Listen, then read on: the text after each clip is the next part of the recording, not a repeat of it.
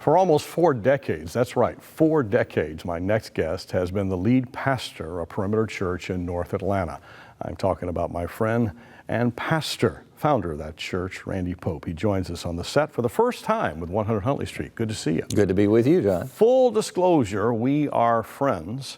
We have traveled the world together. Randy and I have been to Iran together, Iraq together. I think we were in a conference in South Korea together, and still friends after all of that. And for years, Sharon and I were members of Perimeter Church. Randy was our pastor. We're glad to have you here. Oh, it's great to be with you, John. So many things I want to talk to you about, but we want to talk about your passion of discipleship, reaching people for Christ, then developing them on the journey. The Perimeter story is a unique story in that in 1977, we're coming almost now on 40 years. Correct. You and Carol, your wife, come to Atlanta, and I think in an apartment, you launch a very simple Bible study, invite people to come.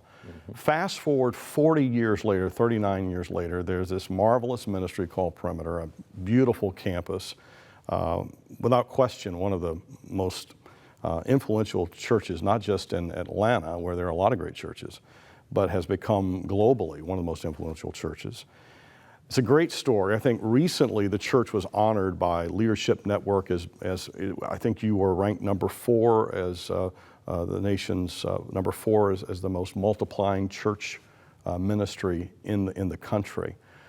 It's a great story. Congratulations. Enough of me setting up the introduction. Let's go back 40 years, if you can, and be a little sentimental and talk about what God had done in your heart and why this church that exists today, how did it get started, humanly speaking, as God was leading you? Yeah, it's a great story in that we came to Atlanta and didn't know anybody. We had a commitment from, we're part of the Presbyterian Church in America, and they'd made a commitment to us of $15,000 for 1 year. And they said, move to Atlanta and let's meet people. I was 25, we just had a 2-month-old, landed in Atlanta literally with only $10 and found out we didn't get our first paycheck until the end of the first month. And so we were here without electricity. We had 4 days to pay our rent for the first month, which we didn't realize we had to do that. And it's just one story after the other of God's great provision. And then we began a little tiny group of people, met a few people, and began to build little bit by little bit, and had our first service about 3 months later.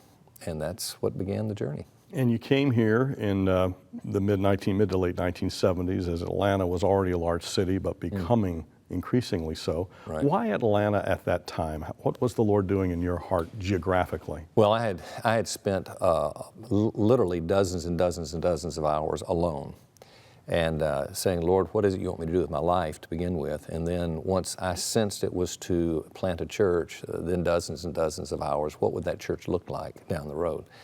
And one of the things that came to my heart that I sensed the Lord was saying was, come to a city where you can make an impact in a larger community. In fact, we talked about it and still do to this day, bringing Atlanta into an encounter with the kingdom of God.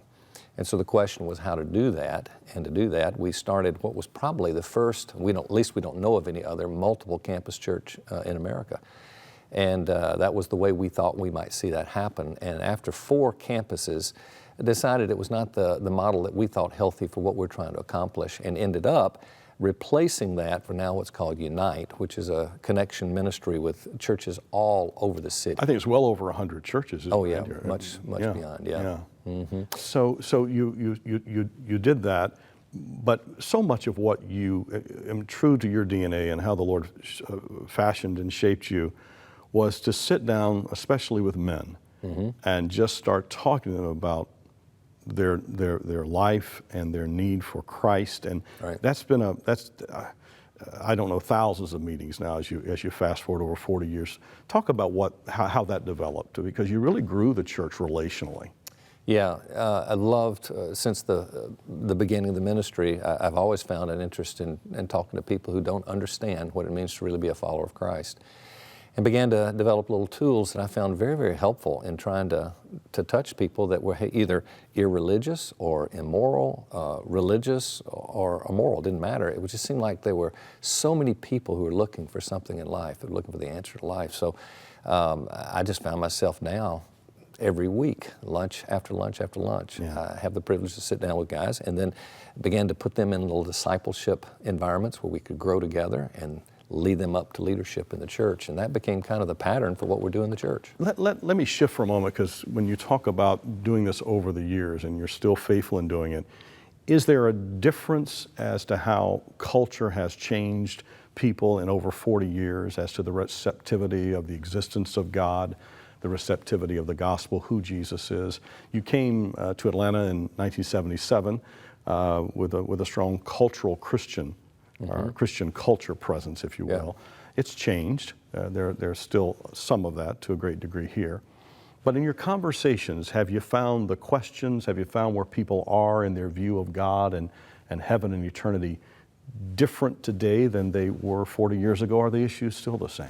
Yeah, I'm going to say yes and no to that. Yes, it's changed in that there were more prepared people, as I would call it, at that time. That's a great phrase. They would say, oh, I agree with you about Jesus. I agree with you about my sin need, or my sin problem.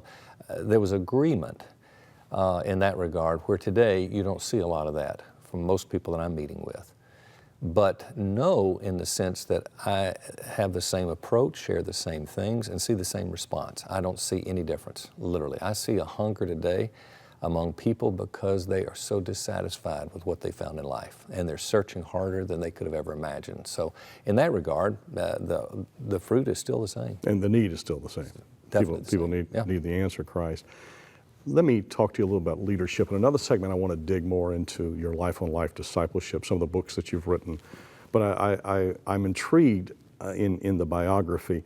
What are some of the things that you've learned along the way in 40 years of being in the same place?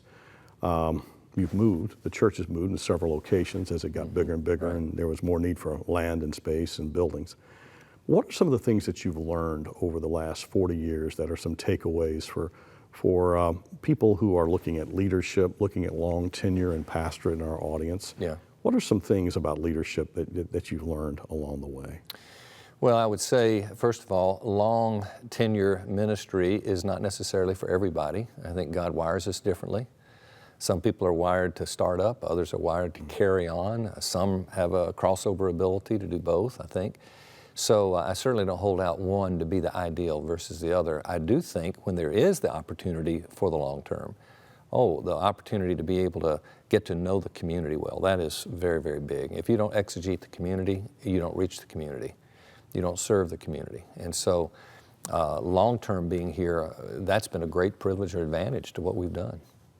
You came with one child, and today as we sit here, you have 4 adult children married, and 14 grandchildren. Correct. So now a third generation of popes are experiencing Perimeter Church, and it has to be incredibly gratifying to see the grace of God in your life in this way. Oh, absolutely. It's marvelous. Absolutely. What's more important than family, huh? Yeah. How is it for you now as you are looking into what's next for Perimeter and for you as you're looking into what will be 2017 and the 40th anniversary? What's ahead for Perimeter? Yeah. You know, I say this with all sincerity, the best years are yet to come. I mean, I have no doubt. We have a stable of young leaders that we've been equipping and preparing and have already identified, key roles, positions, and who and what. At the same time, I'm going to be there for a number of years, not necessarily in the same role. That'll change as the years go on now, the next years.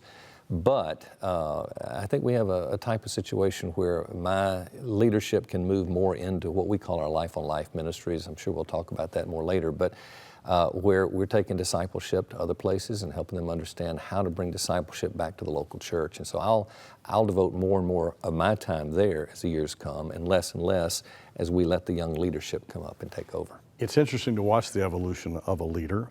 We're on the eve as we record this. You're taking off for Asia, where there will be life on life encounters with major ministries and out of Singapore and Kuala Lumpur and Manila in the Philippines. It's a long way from 40 years ago when you didn't have enough money to make the rent. Yeah. and you see how God has blessed you, and it's so encouraging, Randy. It really is. Oh, it is. We're blessed and thankful. Yeah. Yeah. Randy Pope is the pastor of Perimeter Church in Atlanta. You see the website, the Lower Third. If you're ever in the Atlanta area, I wish you'd worship there. You'll be encouraged, and it's a marvelous ministry that the Lord is not just using locally through their Unite ministry, but nationally and internationally with their Life on Life discipleship programs. In some coming days, you're going to hear about that. Randy Pope, thank you. Good to be with you. Thank you. We'll be back in just a moment.